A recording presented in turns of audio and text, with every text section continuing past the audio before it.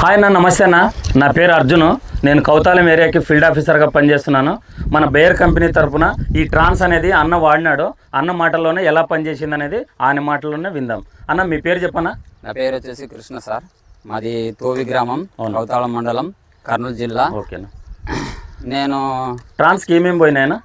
ట్రాన్స్కి వచ్చేసి పచ్చదోమ, తెల్లదోమ, పేనుబంక, తర్వాత ఆకు పైకి ముదిరి ఉంది సార్. ఓకేనా. ఇది కొట్టక ముందు ఇట్లా ఉండేది, కొట్టిన తర్వాత చాలా రిజల్ట్ చూపించింది. సైడ్ బ్రాంచెస్ బాగానే వచ్చినాయి. తర్వాత మగ్గ గిగ్గ బాగా నీట్గా ఉంది. ఆకున బాగా పల్చగా తెల్లగా బాగుంది. ఓకేనా. మన తోటి రైతులు అయితే వాడుకోవచ్చు కదా, ట్రాన్స్ బాగా పనిచేస్తుంది కదా? ఎక్సలెంట్ పనిచేస్తుంది సార్ ఇది. ఓకేనా. ఆకులు గిలు నీట్గా బాగున్నాయి. చూద్దామన్నా, మనం పొలం అయితే చూద్దామన్నా. ప్రస్తుతానికైతే మనకి వాడిన రైతుకి వాడని దానికి తేడా చూపిస్తుండనన్నా. ఇప్పుడు ప్రస్తుతానికి మనము చిగురు చూడండి అన్న.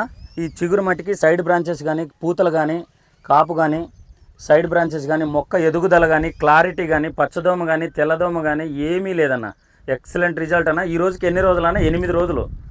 8 రోజులైనా మినిమం 12-15 రోజుల వరకు దీనికంటే పెస్ట్ రాదని రైతు మాటల్లోనే విన్నామన్న. ఇప్పుడు సరేనా, ట్రాన్స్ అయితే వాడుకోవచ్చు కదా, ప్రతి రైతు వాడుకోవచ్చు కదనా? మినిమం ఇంత పెరిగిందన్న ఇది? పెరిగింది సార్.